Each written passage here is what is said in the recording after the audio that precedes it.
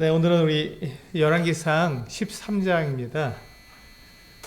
열왕기상 13장의 제목은 불순종하는 사람은 마귀에게 속한 사람이다. 네, 불순종하는 사람은 마귀에게 속한 사람이다 라는 제목입니다. 이 제목이 굉장히 강하죠.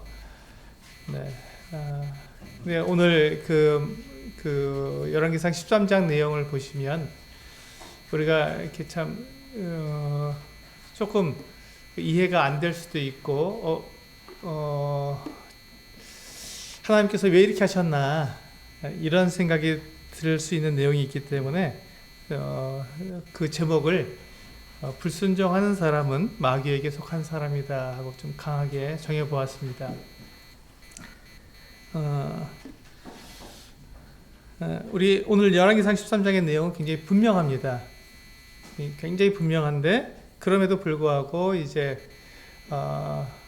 그 하나님의 사람이 그 거짓 선지자에게 속아서 자기가 그 하나님의 말씀을 어기게 되었는데 그거에 대해서 바로 징계하시는 이런 장면이 나와서 그 속이는 사람이 더 잘못된 거 아닌가 하는, 다만 그 속임을 선지자가 속였기 때문에 어쩔 수 없이 당한 면이 있지 않나 이런 생각이 듭니다. 이제 그 부분에 대해서 우리가 하나님의 말씀과 그 속임 그리고 불순종 이런 같은 것들이 어떤 관계에 있는가 하는 것들을 우리가 알면 우리가 그 믿음 안에서도 동일하게 우리가 지금 교회 안에서도 이와 같은 속임과 또 순종, 불순종의 관계 이런 것들을 우리가 좀 더 잘 정리할 수 있을 것 같아서 오늘 이 열왕기상 13장 내용은 우리가 그 실제적인 우리의 신앙생활에 있어서 굉장히 중요한 부분이라고 말씀을 드릴 수 있습니다.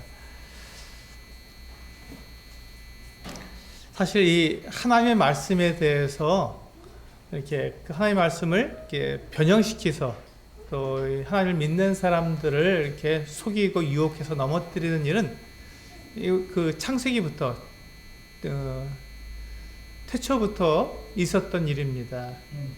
그와 같은 일들이 계속해서 우리 인류의 역사 가운데 또 사람들의 삶 속에서 계속 반복적으로 일어나면서 지금 우리가 살고 있는 현재에도 그 같은 일이 있고 주님께서 다시 오시는 그날까지 이 세상에서는 그 같은 일들이 계속 반복될 것이고 또 계속 일어나게 될 것입니다. 그러므로 우리가 살고 있는 지금 이 오늘날에 우리의 믿음을 지키기 위해서 우리는 어떠한 분별력을 가져야 하는가 하는 부분들을 오늘 말씀을 통해서 배울 수 있으리라고 생각이 됩니다.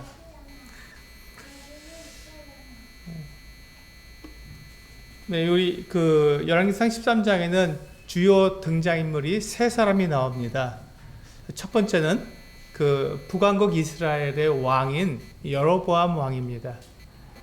북왕국 이스라엘의 왕인 이 여로보암 왕이 첫 번째로 등장하는 그 주요 인물이고, 두 번째는 이 여로보암 왕의 이와 같은 잘못을, 그의 이제 하나님을 떠난 이 같은 그 잘못을 지적하고 그에 대해서 그 하나님의 말씀을 증거해주는 유다에서부터 온 이 하나님의 사람, 이 사람의 두 번째 등장인물입니다. 그리고 이제 마지막으로 이 유다에서 온 하나님의 사람을 속여서 죄에 빠지게 불순종하게 만든 베델의 선지자가 있습니다. 이렇게 세 사람의 중요한 등장인물이 나오게 됩니다. 이 세 사람이 어떻게 각각의 역할을 하는지, 그 가운데서 하나님께서 우리들에게 요구하시는 것이 무엇인지, 오늘날 우리들의 삶 속에서 어떻게 믿음을 지킬 것인지 이렇게 같이 나눠보도록 하겠습니다. 여로보암 왕이 이제 첫 번째 등장인물인데, 이 여로보암 왕이 자기의 어떤 정치적이고 종교적인 어떤 그 권력을 유지하고자 그 북왕국 이스라엘에 제단을 둘을 세웠습니다. 이스라엘의 가장 북쪽 지역인 단에다가 그 제단과 또 송아지 우상을 이렇게 만들어 놓고 거기서 그 북왕국 이스라엘 사람들이 하나님을 그 예배하도록 그렇게 만들었습니다. 이 우상을 만들었기 때문에 이 지금 여로보암이 굉장히 악한 왕이 되었죠. 그리고 남쪽에도 그 북왕국 이스라엘의 가장 남쪽 지역인 베델에다가 똑같이 송아지 우상과 그리고 제단을 만들어 놓고 그 이스라엘 백성들에게 이 두 그 송아지 그 형상이 우리를 그 애굽에서 인도해낸 바로 그 신이다 이렇게 말을 하면서 지금 이제부터는 예루살렘에 갈 필요가 없이 이 단과 베델에서 하나님 그 우상에게 예배하면 된다라고 이렇게 가르쳤습니다. 굉장히 악하죠. 지금 이 여로보암을 왕으로 세워주신 분, 여로보암을 불러서 그를 왕으로 세워주신 분이 하나님이신데 그 하나님을 떠나가게 된 것이죠. 왜 떠났냐면 자기의 욕심 때문에 떠난 것입니다. 자기가 그 왕좌를 지키기 위해서, 자기가 그 왕됨을 계속 누리고 싶어서 그는 이와 같이 욕심을 부린 것입니다. 근데 하나님께서 약속해 주셨거든요. 여로보암에게 뭐라고 약속해 주셨냐면 네가 다윗처럼 그렇게 내 말에 순종하고 내 말을 지키면 네 자손들이 계속해서 왕이 될 것이다. 네 왕위가 결코 무너지지 않을 것이다 라고 약속해 주셨습니다. 그런데 이 여로보암이 이 하나님께서 약속하신 그 약속을 믿지 못하고 가만히 보니까 그 북왕국 이스라엘 사람들이 이 절기가 되면 이제 성전에 가서 하나님께 제사를 드려야 되는데 그렇게 되면 이제 예루살렘으로 가야 되니까 북왕국에 있는 그 백성들이 다 유다로 가게 되는 거예요. 유다로 가게 되면 당연히 그들이 참 그들의 마음이 변해서 하나님, 예루살렘에 있는 하나님 진짜 하나님인데 우리가 자꾸 거기서 이렇게 갈라져 나왔으니 우리 잘못된 것이다 하고 이 여로보암을 죽이고 다시 그냥 유다와 한 나라를 이루게 할 것이다 라는 이 같은 불안함이죠. 자기가 그 왕권에 대한 당위성이 없는 사람이었기 때문에 그러니까 자기가 불안하니까 자기 왕의 그 자리가 불안하니까 그와 같은 생각에 꼬리를 물다 보니까 자기의 그 왕권을 지키기 위해서 술수를 낸 겁니다. 그래서 그 가장 북쪽에 또 가장 남쪽에 두 곳에다가 제단을 쌓아놓고 거기서 그 제사를 드리도록 그렇게 했습니다. 그렇게 해놓고 지금 이제 이 13장에 보시면 이 여로보암 왕이 그 일을 직접 하는 겁니다. 이제 그 베델에 있는 제단에 가서 이제 분향을 하는 것이죠. 자기 제사장이 아니니까 제사장을 세운 사람들이 제사를 드리고 왕은 거기다 이제 분향을 하는 것이죠. 제단에다가.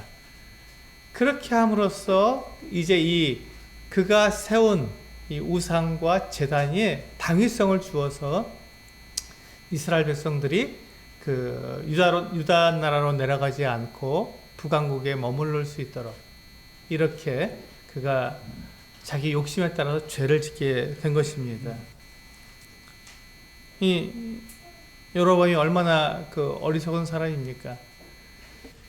지금 그가 이 욕심 때문에 자기의 그 욕심 때문에 그 생명의 근원이시고 모든 권세의 근원이신 하나님을 떠나갔기 때문에 이 여로보암은 이제 망할 길로 가게 된 것이죠. 근데 그걸 모르는 거예요. 사람이 욕심에 눈이 멀면 아무것도 보이지가 않는 겁니다. 여로보암이 지금 그런 모습이 된 것이죠. 그래서 그가 계속해서 그렇게 이제 북왕국에다가 이렇게 그 단과 베델에다가 제단을 만들었을 때 제사장들이 다 떠났어요. 유다로. 어떻게 하나님을 버리고 우상을 섬기게 하냐고 다 유다로 내려왔습니다. 그러니까 지금 제사장이 없으니까 어떻게 합니까? 그냥 일반인들을 이제 원하면 제사장 되고 싶은 사람 해갖고 이제 원한다 그러면 그 사람 갖다가 제사장을 삼은 거예요. 정말 계속해서 악이 잇따르면서 이 여로보암이 하나님으로부터 완전히 떠나가게 되는 그런 모습을 보여주고 있죠. 그런 가운데 오늘 보니까 지금 그 베델에 있는 제단에서 분향하느라고 거기에 있었습니다. 우리 그 야고보서의 말씀을 보시면요, 이와 같은 그 여로보암의 모습을 야고보서 1장 14절과 15절에서 정확하게 여로보암의 이와 같은 잘못과 죄와 그의 그 타락에 대해서 정확하게 말씀해 주고 있습니다. 야고보서 1장 14절과 15절입니다. 네, 제가 읽겠습니다.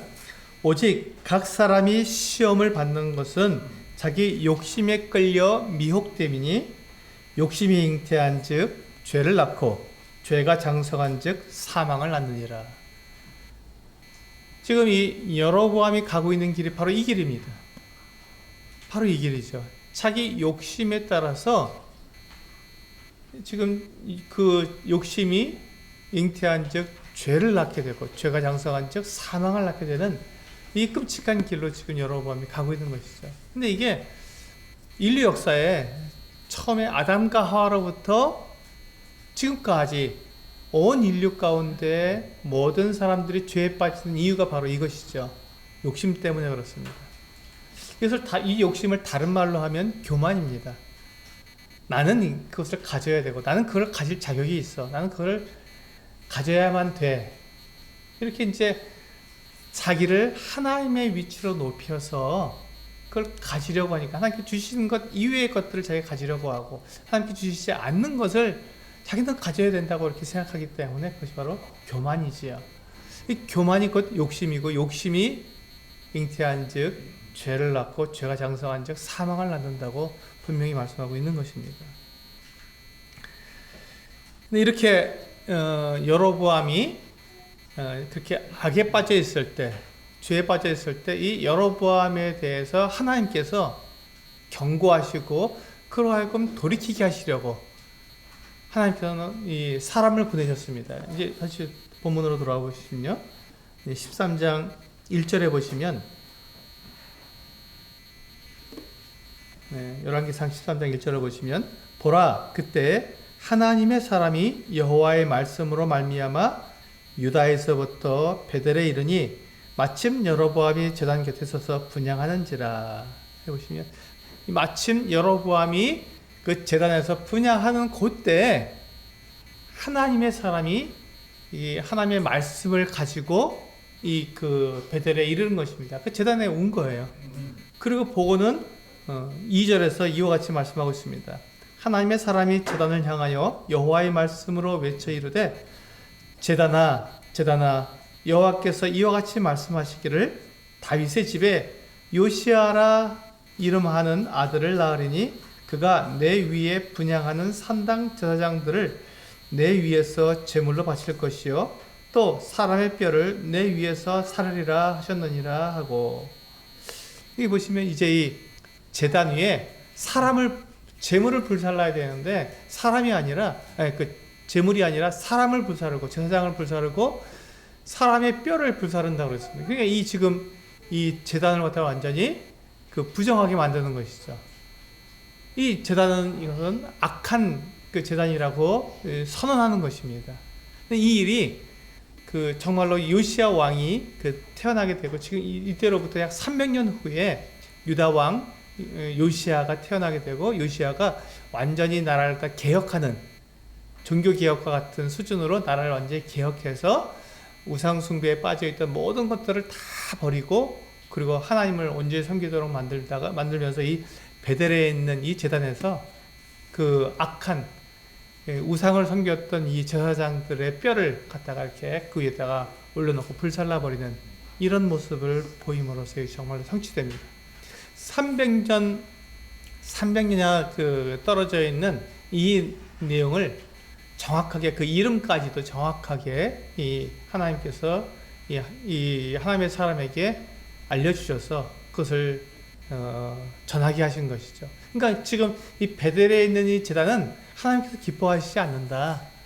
지금 베델과 단에 있는 이 우상과 이 제단은 하나님께 기뻐하시지 않는다는 것을 백성들에게 분명하게 알려주고 또한 이 여로보암에게 정확하게 말해준 것입니다. 그리고는 이제 3절에 보시면 그날에 그가 징조를 들어 이르되 이는 여호와께서 말씀하신 징조라 제단이 갈라지며 그 위에 있는 재가 쏟아지리라. 이 제단 하나님께서 얼마나 이 제단을 미워하시는지 그 제단이 갈라지는 바람에 그 위에 이제 그 재물을 태운 그 재가 다 밑에 쏟아져 버리는 거예요. 이와 같은 일이 있을 거라고 이제 이 하나님의 사람이 그 하나님의 징계를 이 여로보암이 이렇게 지금 분양하고 있는 그때에 와서 곧바로 이렇게 하나님의 징계를 선언하게 된 것이죠. 그러니까 이 여로보암 왕이 이 이야기를 들었을 때 어떻게 해야 했습니까? 두려워했어야 됩니다. 두려워했어야 됩니다. 하나님의 그 같은 말씀에 대해서 두려워하고 떨고 지금 자기가 잘못한 것들을 자백하고 회개해야 되는 것이죠. 그런데 이 여로보암은 그 욕심의 눈이 멀었기 때문에 욕심이 지금 잉태해서 죄를 낳기 때문에 지금 다른 생각이 안 나는 거예요. 그래서 이 여로보암이 오히려 이 하나님의 사람에 대해서 자기가 화를 내면서 손을 뻗어서 저자를 잡으라고 지금 그렇게 그 이 제단을 갖다가 이렇게 저주하고 있는 그 사람을 잡으라고 손을 딱 뻗었는데 이 손이 다시 제자리로 못 오는 거죠. 말라버린 겁니다. 그대로. 그때 이 여로보암은 어땠을까요? 여로보암은 굉장히 두려웠을 것입니다. 그리고 정말로 이게 이렇게 팔이 굳어져 버렸기 때문에 이 여로보암이 어떻게 하냐면 그 하나님의 사람에게 부탁을 하는 거예요. 지금 너의 하나님께 기도해서 내 이 팔을 갖다 다시 온전하게 만들어 달라고 그렇게 기도해 달라고 이 하나님의 사람에게 부탁을 합니다. 여로보암이 하나님을 떠나서 이 그 우상을 만들고 가짜 제단을 만들어서 그렇게 백성들을 갖다가 악에 빠지게 하니 여로보암이 자기가 급하게 되니까 하나님을 찾는 거예요. 하나님께 기도해서 이 손을 온전하게 해달라고 부탁을 합니다. 그때 이 하나님의 유다에서 온 하나님의 사람이 하나님께 기도했습니다.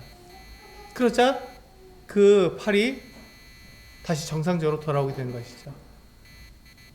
여기까지만 됐어도 이제 여로보암이 거기서 뉘우쳐야 되지 않을까요?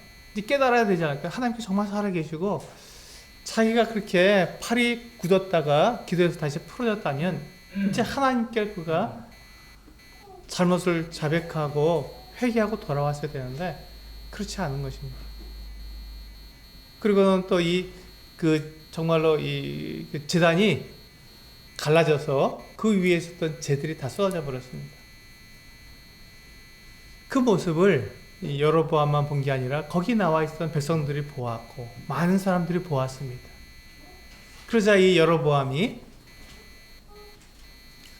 그렇게까지 될 수 있을까 생각할 정도로 이제 이 정도 되면 저 같으면 이제 가슴이 떨려서 아이고 하나님하고 제가 납작 엎드려졌을 것 같은데 여로보암은 그렇지가 않았습니다.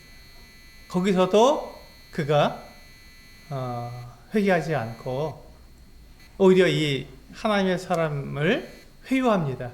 자, 이제 하나님의 사람에게 이제 내 집으로 갑시다. 내 집으로 가서 내가 거기 가서 떡도 먹고 그리고 거기서 좀 쉬고 내가 준비한 예물을 줄 테니 같이 갑시다. 이렇게 회유한 것이죠. 선물을 주어서 그 마음을 이 하나님의 사람의 마음을 살려고 그럼 백성들이 볼 때 정말 이렇게 하나님의 능력을 가진 이 사람이 여로보암 왕하고 함께 있게 된다면 어떻습니까? 여로보암 왕이 잘못된 거 아니다라고 생각할 수 있을 정도로 이렇게 술수를 쓴 거죠. 이 하나님의 사람을 이용하려고 그 능력을 이용하려고 술수를 쓴 겁니다. 무엇으로? 예물을 준다고 선물을 준다고 해서 그 마음을 살려고 한 것이죠. 이 선물은 사람의 마음을 이렇게 정말 금방 풀어놓게 만듭니다. 그래서 지금 이 여로보암이 이 하나님의 사람의 마음을 부드럽게 하고 자기 편으로 만들려고 이렇게 회유하는 방법을 선물로서 쓰려고 한 것이죠. 참 놀랍게도 이 하나님의 사람이 이 여로보암 왕에게 뭐라고 말을 하냐면요. 8절에 보시면 13장 8절 하나님의 사람이 왕께 대답하되 왕께서 왕의 집 절반을 내게 준다 할지라도 나는 왕과 함께 들어가지도 아니하고 이곳에서는 떡도 먹지 아니하고 물도 마시지 아니하리니 왕의 집 절반을 준다 그래도 받지 않겠다는 것입니다. 그것보다 하나님이 더 하나님의 말씀을 지키는 것이 더 중요하기 때문에 난 여기서 떡도 먹지 않고 물도 마시지 않겠다 하고 이야기하고 있습니다. 대단하죠. 근데 그것이 왜 그러냐면 9절에 보시면 이는 곧 여호와의 말씀이 내게 명령하여 이르시기를 떡도 먹지 말며 물도 마시지 말고 왔던 길로 되돌아가지 말라 하셨음이니이다 하고, 하나님의 말씀에 대해서 이 지금 유다에서 온 이 하나님의 사람이 아주 분명하게 알고 있었기 때문에 그것을 어길 수가 없었던 거예요. 여로보암이 그 선물로 그의 마음을 회유하려고 했지만 그것에 넘어갈 수가 없었던 거예요. 단호하게 얘기하고 그는 정말로 자기의 갈 길로 가버렸습니다. 대단한 사람이죠, 이 하나님의 사람이. 그런데 그 모습을 이 베델에 있는 선지자의 아들들이 거기에 이제 이 여로보암이 분향하는 모습을 보고 있다가 그 사건을 보게 된 것이죠. 그러고는 집에 돌아가서 그 아버지 이 선지자에게 그 이야기를 해줬습니다. 이러이런 일이 있었습니다. 그때 이 베델의 선지자가 그 사람이 어디로 갔느냐, 어느 길로 갔습니다 했더니 나귀의 안장을 얹고 나귀를 타고 그 하나님의 사람을 만나러 따라가게 된, 그게 뒤쫓아간 것입니다. 근데 여기서 우리가 봐야 될 것은 이 베델의 선지자가 어떤 사람인가 하는 것입니다. 제가 아까 말씀드린 것처럼 지금 그 유다와 그 이스라엘이 서로 나뉘어진 분열 왕국이 되어서 남쪽 유다 왕국과 북쪽 이스라엘 왕국으로 나뉘어진 상태에서 지금 이 여로보암 왕이 북쪽 이스라엘에는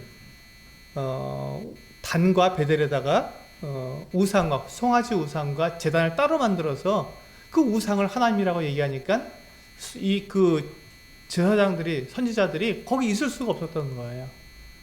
그거는 우리의 신앙을 언제 뒤바꾸는 거니까. 그래서 이 사람들이 다 유다로 다 내려올 수밖에 없었죠.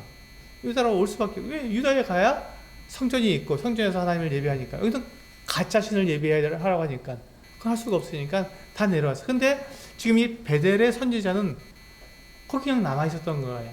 그리고 이 여로보암이 지금 이렇게 세워놓은 그 우상과 제단에서 그렇게 가짜 신을, 거짓 신을 섬기는 것에 대해서 별 문제가 없었던 것이죠. 뿐만 아니라 지금 여기에 그 여로보암이 분향할 때 누가 있었다고요? 그 아들들이, 그 선지자의 아들들이 거기에 있어서 그걸 참여했던 거예요. 그 모습을 보고. 그러므로 이 선지자는 어떤 사람이었겠습니까?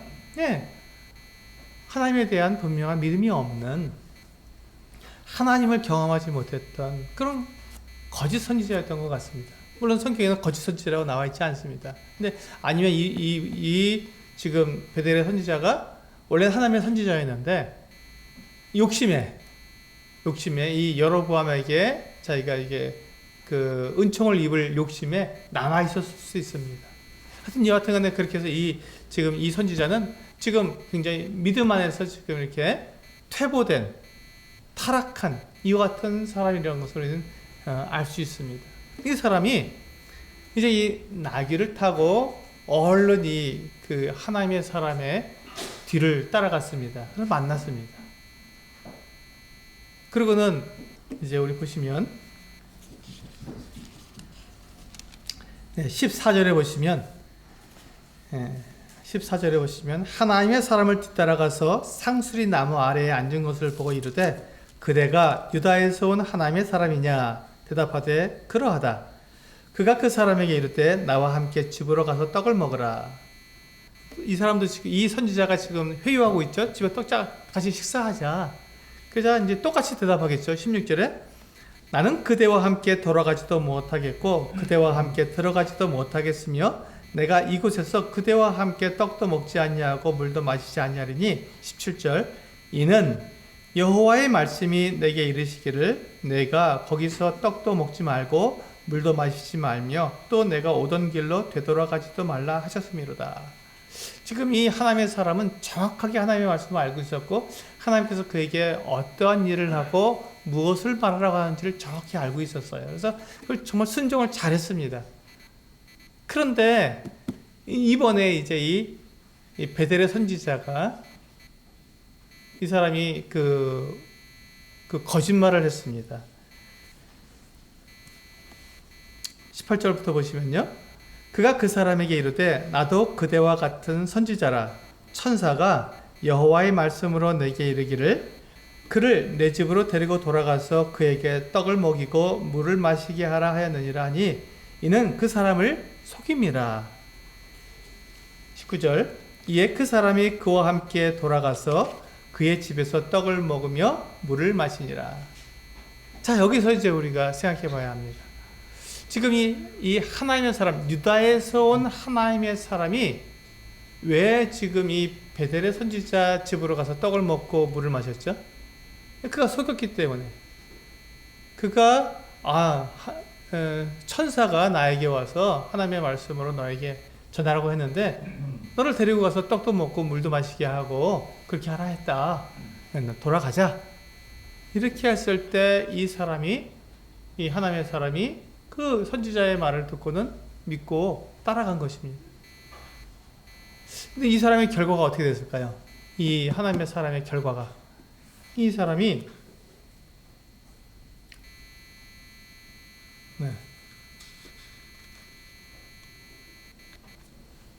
24절에 보시면 이에 그 사람이 가더니 사자가 길에서 그를 만나 물어 죽이매 그의 시체가 길에 버림받으니 나귀는 그 곁에 서 있고 사자도 그 시체 곁에 서 있더라.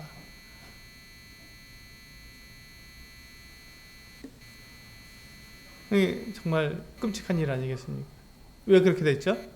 왜 이 하나님의 유다에서 온 하나님의 사람이 그렇게 하나님의 일을 잘 마쳤고 이 여로보암의 그 유혹에도 넘어가지 않고 또 이 선지자 베델의 선지자의 말도 처음에는 거절했는데 그 속임에 넘어가서 거짓말로 선지자가 나도 선지자인데 내가 천사의 말을 들었다.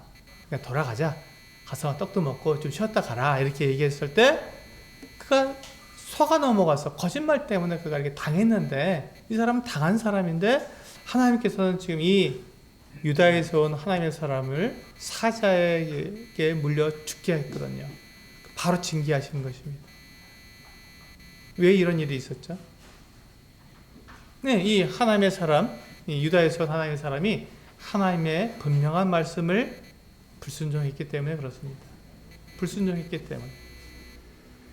그때 우리는 그런 마음이 들죠. 아니 어떻게 지금 이것은 이 하나님의 사람이 불순종하려고 불순종한 게 아니라 그렇게 그 왕이 절반을 준다 그래도 나 안 받겠다고 말할 정도로 그 단호하게 하나님의 말씀을 순종했는데 잠깐 속아서 이렇게 된 건데 이거 너무한 거 아닙니까 하는 생각이 들 수도 있다는 것이죠. 우리 입장이 만약에 우리가 지금 이 하나님의 사람의 입장이라면 억울하지 않겠습니까? 잘했는데 그 선지자가 그렇게 나를 속이는 바람에 이렇게 내가 그렇게 됐습니다. 선처를 베풀어 주셔야지 어떻게 저를 그렇게 사자에게 물려 죽게 하십니까? 이렇게 우리는 생각할 수도 있을 것입니다. 그런데 이제 이것이 바로 이제 우리가 오늘 생각해 봐야 될 부분입니다. 지금 이 하나님의 사람이 잘했지만 맨 마지막에 이 속임에 넘어간 것, 그것이 이 사람에게 있어서의 문제였습니다. 지금 이 하나님의 사람이 하나님의 말씀, 하나님께서 그에게 무엇을 말하며 어떻게 하라고 하신 그 모든 내용에 대해서 정확히 알고 있었고 그것을 계속 지켜왔습니다. 그렇다면 그는 끝까지 이 베델의 선지자가 그를 속였을 때도 속임에 넘어가지 않았어야 합니다. 그것이 믿음입니다. 그것이 순종입니다. 마지막까지. 그런데 그는 그만 속임수에 넘어가 버리고 만 것이죠. 그것이 그의 믿음 없음을 나타내 주는 것이죠. 믿음은 끝까지 가는 것입니다. 지금 이 베델의 선지자가 와서 그를 속였을 때 그는 이 베델의 선지자의 말보다 누구의 말을 더 신뢰했어야 되죠? 하나님의 말씀을 더 신뢰했어야 되는 것입니다. 하나님께서 그에게 그렇게 말씀하셨으면 그것 이상의 다른 것이 없죠. 그런데 이 베델의 선지자가 와서 자기에게 속였을 때 그 속임에 넘어갔다는 것은 하나님의 말씀에 대해서 그가 온전한 신뢰를 갖지 못했다는 것이죠. 약했다는 거예요. 그 하나님의 말씀에 대해서 그가 믿음을 놓았다는 것이죠. 마음이 끝까지 그 하나님의 말씀에 대한 믿음을 갖지 못했던 것이죠. 물론 이 천사의 말이라고 하니까, 선지자라고 하니까 속을 수도 있다 생각되지만, 그렇다 할지라도 하나님의 말씀보다 우리가 더 신뢰할 수 있는 것, 그것은 없습니다. 지금 이 선지자에게 하나님께서 네가 베델에 가서 이렇게 그 제단에 대해서 이렇게 경고하고 돌아와라 이렇게 했으면 그가 거기에서 떡을 먹고 물을 마시는 게 아무 문제가 되지 않았을 것입니다. 그런데 하나님께서 분명히 말씀하시기를 거기에서 떡도 먹지 말고 물도 마시지 말고 또 갔던 길을 되돌아가지도 말라고 정확하게 말씀해 주셨거든요. 근데 지금 지금 하나님의 사람이 그 선지자에게 속아서 지금 왔던 길을 되돌아가게 되었고 떡도 먹었고 물도 마셨습니다. 하나님께서 하지 말라고 한 그 모든 내용들을 다 어긴 거예요. 다 어긴 겁니다. 그러므로 이 하나님의 사람이 그가 믿음으로 시작했지만 나중에는 그가 믿음을 잃어버린 자가 되어버리게 된 것이죠. 하나님의 말씀은 그 누가 다른 말을 해도 그것은 바뀔 수가 없는 것입니다. 우리가 믿고 있는 그 모든 믿음은 바로 이 하나님의 말씀이 성경에서 우리에게 가르쳐주고 있는 것들을 믿습니다. 그러므로 성경 이외에 다른 내용들을 가지고 와서 이게 하나님의 말씀이다라고 가르쳐주는 것을 우리는 믿어서는 안 되는 것이죠.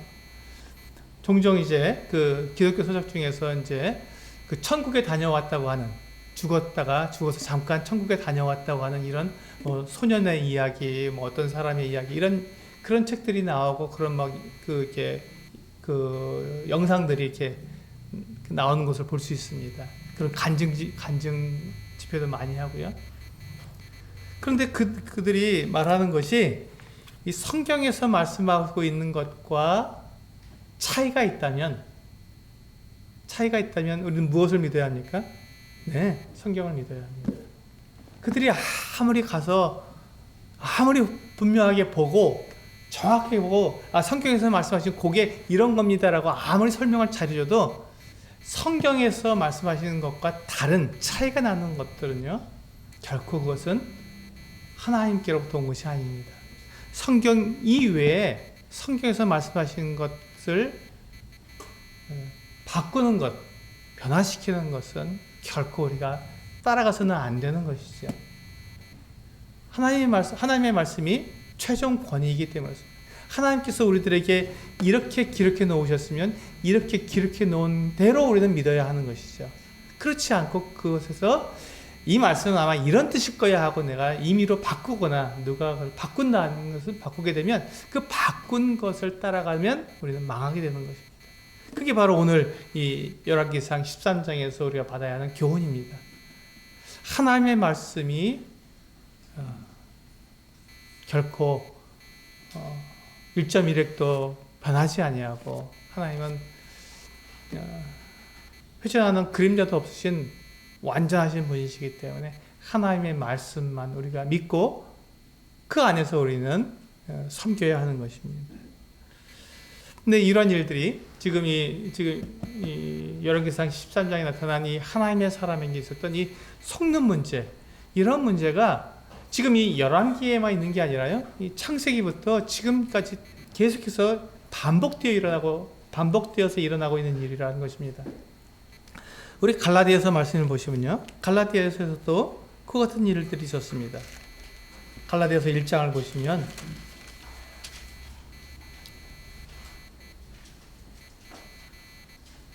갈라디아서 1장 6절부터 9절입니다. 네, 갈라디아 1장 6절에서 9절에 있는 말씀.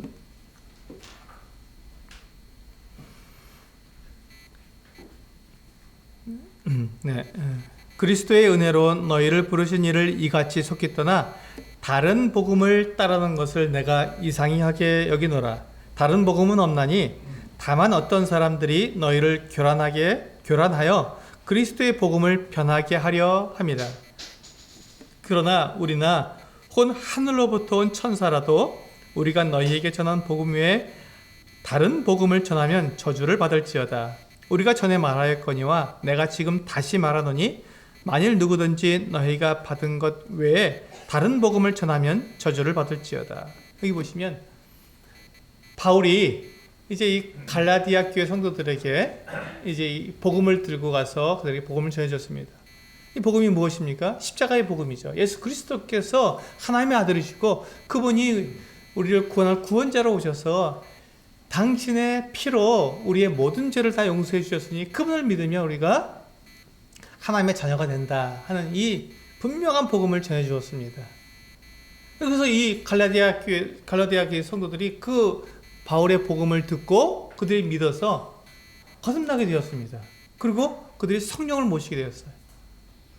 그래서 그들이 교회를 이루고 살아가게 되었는데 어느 날 이 거짓 교사들이 와갖고 이 갈라디아 성도들에게 이야기를 해줬습니다. 너희가 복음을 듣고 너희가 믿어서 구원을 받았지만 그 구원이 진짜 확실하게 되려면 그 변하지 않고 완전하게 그 구원이 완전하게 되려면 율법을 지켜야 한다라고 가르쳐 줬습니다. 할례를 받고 율법을 지켜야 한다. 그래서 그 이야기를 그 가르침을 들어보니까 그럴듯하잖아요. 믿고 믿음으로만 있는 것이 아니라 그 다음에 우리가 하나님께서 이스라엘 백성들에게 주셨던 그 율법, 하나님께서 얼마나 그 율법이 중요하면 이스라엘 백성들에게 주시겠냐. 그러니까 그걸 지켜야 한다라고 말했을 때 그걸 지키면 율법을 지키면 정말 내 구원이 확실해질 것 같은 생각이 탁 드는 거예요. 그래서 이 갈라디아 교회 성도들이 이제 십자가 복음만은 안 돼.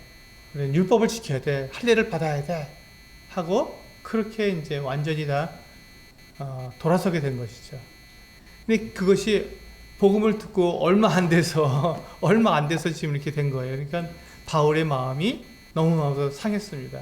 근데 어떻게 그렇게 금방 너희가 복음 듣고 그렇게 거듭났는데 그렇게 금방 주님을 떠날 수가 있느냐? 그것은 지금 7절에 보시면 다만 어떤 사람들이 너희를 교란하여서 너희를 혼돈하게 만들어서 그리스도의 복음을 변하게 하려고 하는 것뿐이다. 그리고 8절에 보시면 우리나 혹은 하늘로부터 온 천사라도 우리가 너희에게 전한 복음 외에 다른 복음을 전하면 저주를 받을지어다. 그렇습니다. 천사도 이 하나님의 말씀, 명백한 이 하나님의 말씀 이외에 다른 것을 전할 수가 없는 것이죠. 만약에 이 외에 다른 것을 전한다면 그는 천사가 아니라 마귀죠. 악한 영입니다. 마귀에 속한 영이죠. 그래서 하나님을 대적하는 자들이죠. 그럴 때 그들은 저주를 받아야 한다는 것입니다. 그렇습니다. 아무리 그럴듯하고 아무리 정말 믿을 만한 사람이 전해준다 할지라도 이 하나님의 말씀, 명백한 하나님의 말씀에서 벗어나는 것은 그 무엇도 우리에게 생명을 줄 수가 없는 것입니다. 우리가 따라가서는 안 되는 것이지요. 그래서 우리가 누구라도 우리에게 하나님의 말씀을 가르쳐 줄 때, 그 말씀을 들을 때 이것이 정말 하나님의 말씀이 맞는가? 성경에서 기록되어 있는 성경과 비교해서 정말 그러한가 하고 살펴봐야 하는 것입니다. 살펴봐야 하는 것입니다. 그래서 그 말씀이 정말 이 하나님의 말씀과 맞을 때 우리는 그것을 받아들이고 그것을 따라가야 하는 것입니다. 그래야지 우리가 속지 않는 것이죠. 사단은 계속해서 이렇게 속이는 것입니다. 우리 갈라디아서 3장도 한번 보실까요? 그 뒤로 넘기셔서 3장에 보시면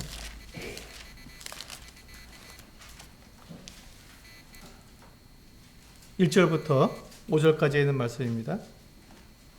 3장 1절부터 5절까지 어리석도다 갈라디아 사람들아 예수 그리스도께서 십자가에 못 박히신 것이 너희 눈앞에 밝히 보이거늘 누가 너희를 꾀더냐. 그렇죠? 속이는 것이죠. 지금 이렇게 내가 너희에게서 다만 이것을 알려 하노니 너희가 성령을 받은 것이 율법의 행위로냐 혹은 듣고 믿음으로냐.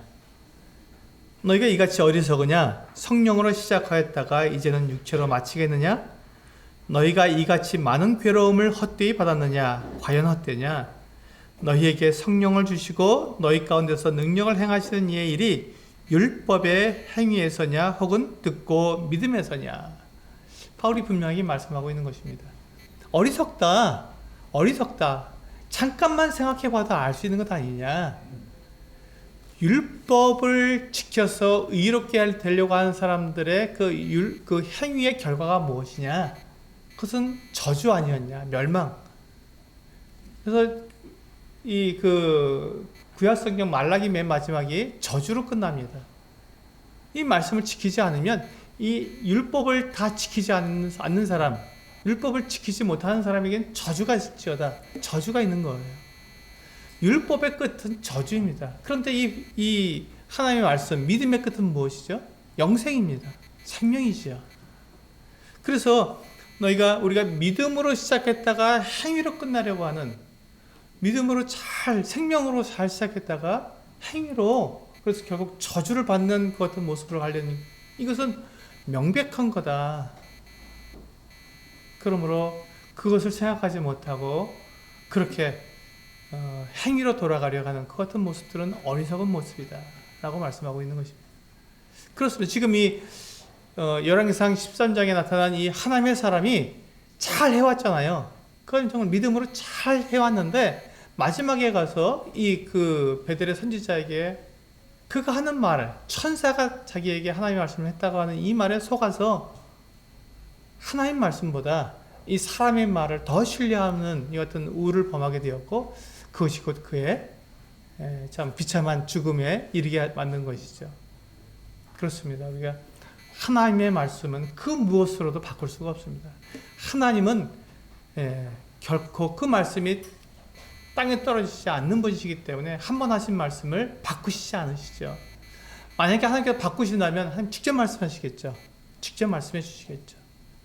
그런데 이 하나님의 사람은 그것을 알지 못하고, 그것을 생각하지 못하고 어리석게도 그만 하나님의 말씀보다 사람의 말을 더 믿고 그가 하나님께 불순종하게 된 것입니다.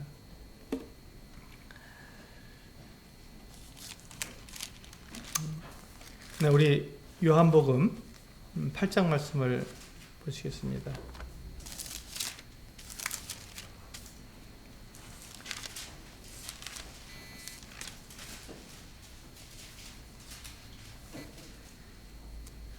네, 요한복음 8장 44절.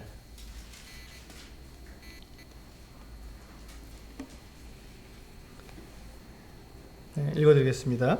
너희는 너희 아비 마귀께서 났으니 너희 아비의 욕심대로 너희도 행하고자 하느니라.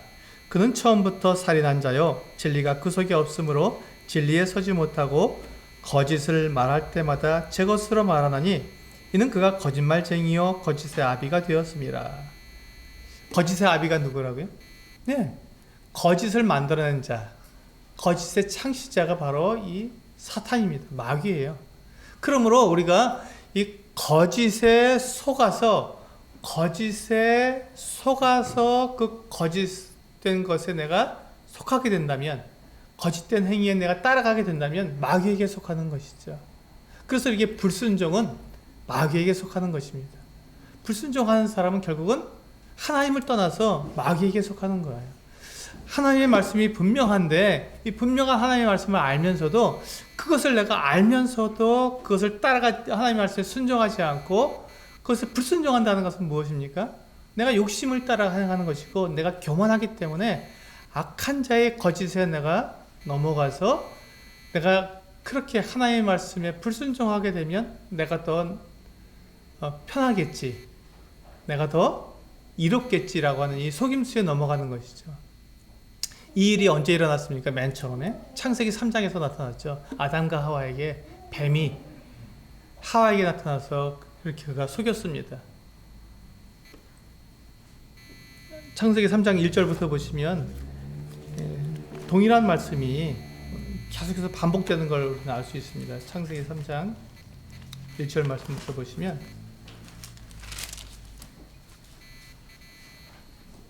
7절까지 제가 읽어드리겠습니다. 창세기 3장 1절부터 7절까지.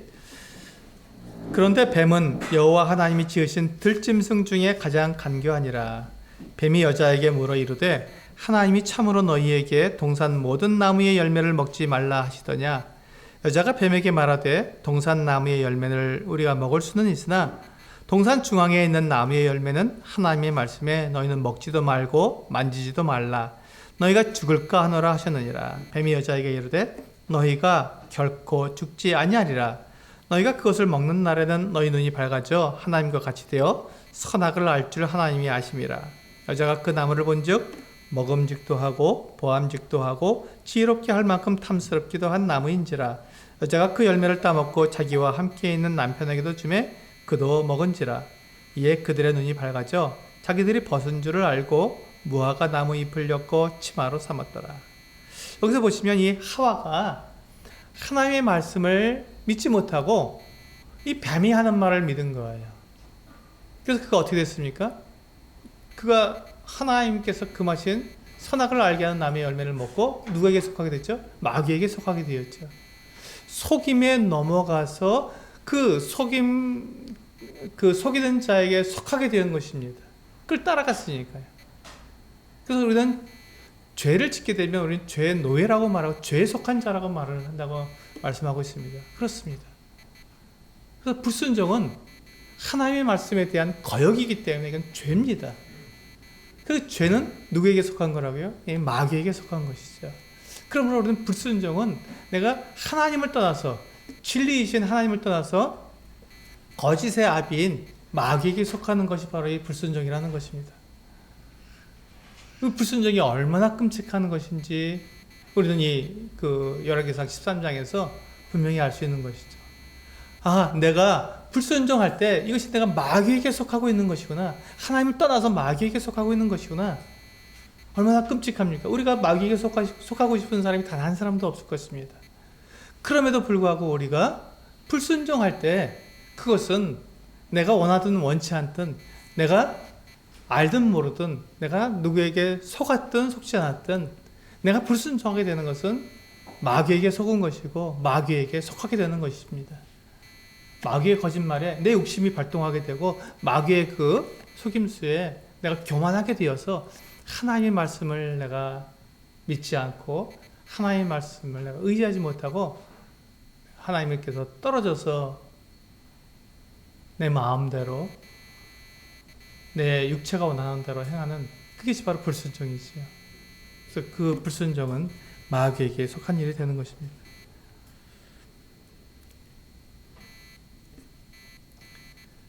네, 이 유다에서 온 이 하나님의 사람이 그는 처음에 정말 하나님의 말씀을 가지고 용기 있게 담대하게 그리고 아주 훌륭하게 그의 믿음을 지키며 또 이 하나님의 말씀에 순종해서 그가 믿음대로 행했지만 그가 이 속임에 넘어가서 이 속임수에 넘어가서 그가 정말 비참한 처를 만나게 되었습니다. 뿐만 아니라 갈라디아 교회 성도들도 이 거짓 교사들의 그 같은 속이는 말에 그들의 말을 그들의 그 복음을 정말 이 거짓 복음으로 그리스도의 복음을 변하게 하는 이 잘못된 복음, 다른 복음을 그들이 믿고 따름으로 그들이 교란하게 된 거죠. 혼란이 온 겁니다. 믿음으로 시작했다가 성령으로 시작했다가